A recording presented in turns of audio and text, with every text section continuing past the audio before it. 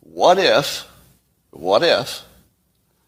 laziness is a habit of thinking about the cost of things or the effort instead of thinking about the payoff? I'm going to say it again to get a few more heads to explode. What if laziness is nothing but a habit of thinking about the effort instead of thinking about the outcome? What if you could reverse laziness by simply developing a habit of thinking more about the, let's say, the delicious food that you would like to enjoy instead of how long it would take you to get up and go get it? So, but the real question is, if you were to test this at home and try to see if you can think more about the good outcome and less about the work, would you get it done? Why is it that people have a second child?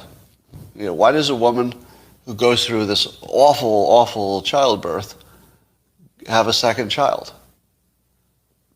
Don't they always say the same thing? If I remembered how bad this was, I wouldn't do it again. Right?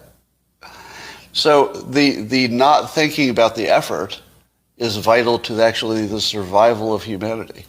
If we focused on how hard it was to have a baby, you just wouldn't do it, or you do too little of it.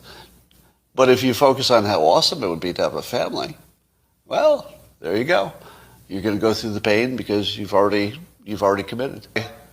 Am I ambitious, or do I simply have a thinking habit which produces dopamine because I'm thinking about the positive outcome?